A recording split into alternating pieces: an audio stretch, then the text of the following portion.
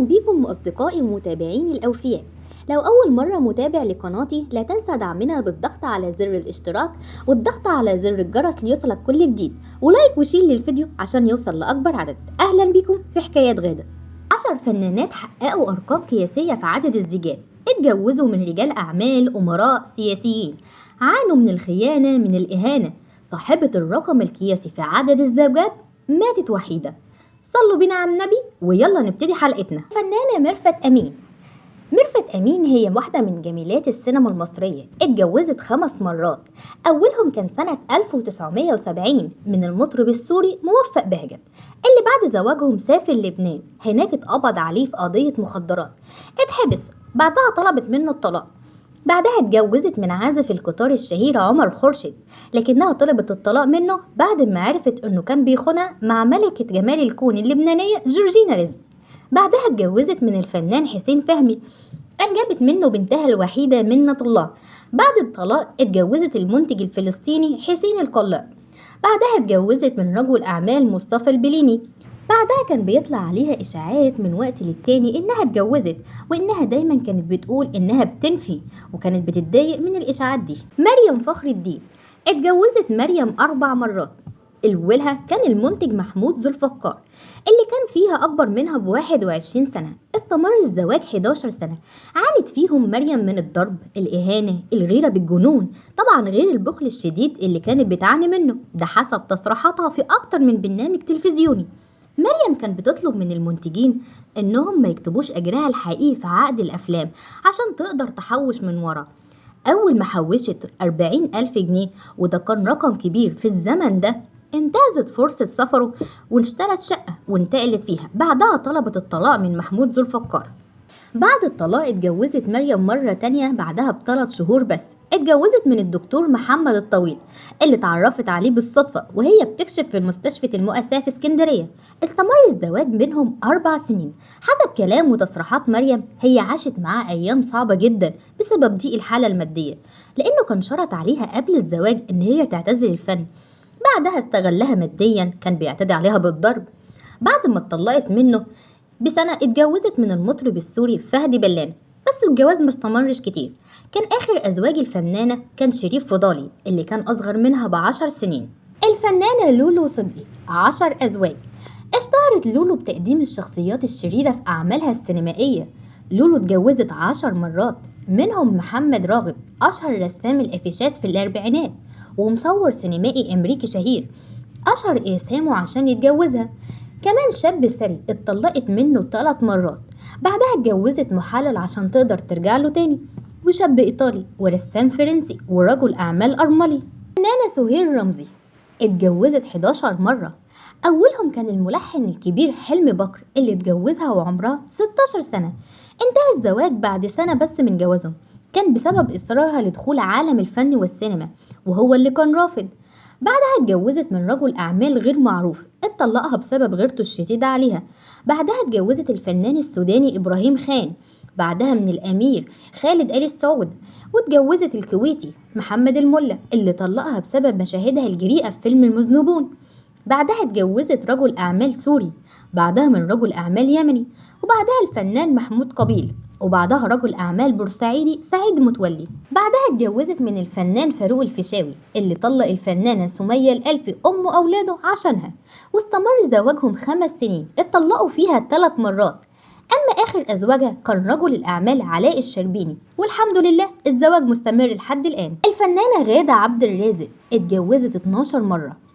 أول أزواجها كان رجل الأعمال السعودي عادل الهزاز، بعدها رجل الأعمال البورسعيدي كان في نفس عمر أبوها. بعدها اتجوزت من المحامي حلمي سرحان، اللي اتطلقها بسبب غيرته الشديدة عليها بعد نجاح مسلسل الحاج متولي اللي أطلق شهرتها. بعدها اتجوزت المنتج وليد التبعي. بعدها الصحفي محمد فودة، اللي اتطلقت منه بسبب خيانته المتكررة ليها. قائمة أزواج الفنانة غادة عبد الرازق في واحد منها أصغر منها ب12 سنة. كمان اتجوزت الفنان أحمد فلوكس جواز عرفي لما كانوا بيشتغلوا مع بعض في مسلسل البطنية. الجواز استمر 2 أسبوع. خدمت أزواجها بمدير التصوير هيثم، اللي كان أصغر منها ب10 سنين، اللي اتطلقوا بعدها ب2 سنين. الفنانة سعاد حسني السندريلا اتجوزت 5 مرات. أولهم زواج عرفي كان من عبد الحليم حافظ، لكن الزواج غير مؤكد رغم تأكيد أسرتها ليه.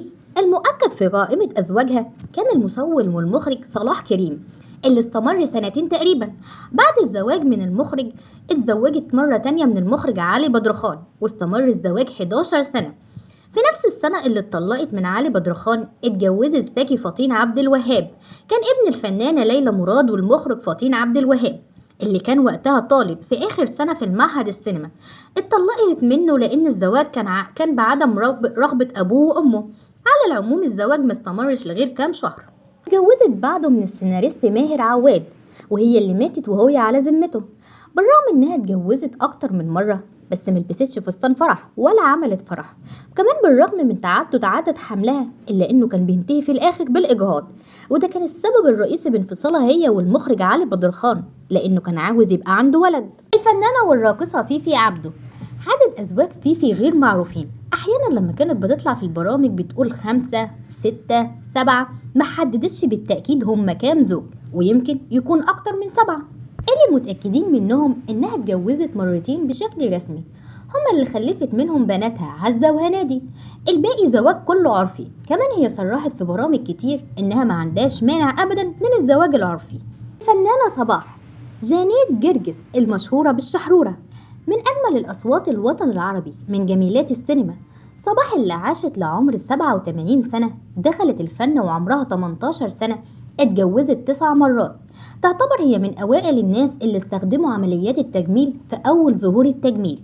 من أزواجها صاحب السمو الملكي الأمير خالد بن مسعود ابن عبد العزيز، اللي طلقها بعد ضغط كبير من عيلته لأنهم كانوا رافضين الزواج. كمان اتجوزت المذيع الشهير أحمد فراج اللي اشتهر بسبب تقديمه لحفلات كوكب الشرق أم كلثوم، وكمان في برنامجه الأشهر نور على نور. فراج شرط على صباح قبل ما هما يتجوزوا إن هي تلبس ملابس محتشمة وما تعملش مشاهد فيها قبلات، وكمان تمنع الخمور تماما في البيت. فعلا صباح وافقت على شروط فراج بسبب حبها ليه، لكن الزواج انتهى في أقل من 3 سنين بسبب اختلاف الطباع الشديد اللي كان بينهم. بعدها اتجوزت من رشدي أباظة، لكن الزواج ما استمرش كتير. في أقاويل بتقول استمر أسبوعين، وفي قال كام شهر، بس هو غير مؤكد. بعدها رجع تاني لمراته الفنانة سامية جمال. بعدها اتجوزت من الفنان يوسف شعبان ومن النائب يوسف حمودة. آخر أزواج ليها كان من فادي لبنان، اللي اعترف في أكتر من لقاء ليه إنه كان بيخونها كتير وأحيانا بمعرفتها. كمان كان بيخونها في نفس البيت اللي كانوا عايشين فيه، لأن كان كل واحد فيهم كان عايش في غرفة منفصلة عن بعض. الفنانة والراقصة نجوى فؤاد 15 زوج. سنة 2013 طلعت نجوى فؤاد في برنامج تلفزيوني صرحت فيه إنها اتجوزت 15 مرة.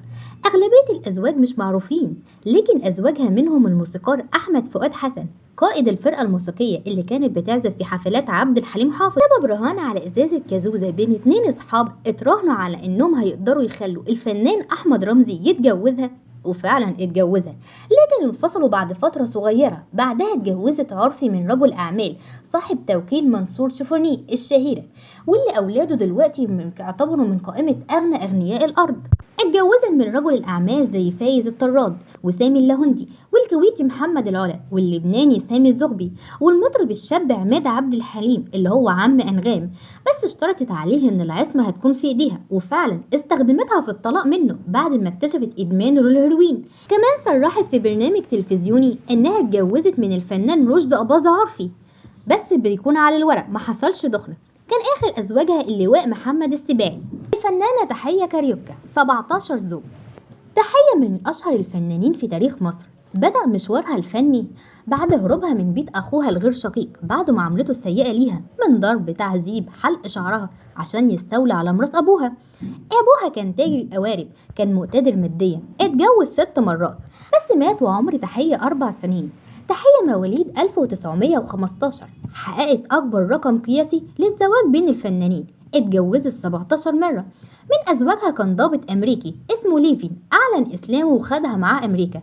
بعدها اتجوزت من محمد سلطان باشا أغنى أغنياء مصر، وحسين عاطف طيار الملك فاروق، الباشا حسن حسين، والمطرب الكبير محرم فؤاد، والنجم الكبير رشدي أباظة، والمخرج فطين عبد الوهاب، والكاتب الكبير فايز حلاوة، وغيرهم من الكبراء.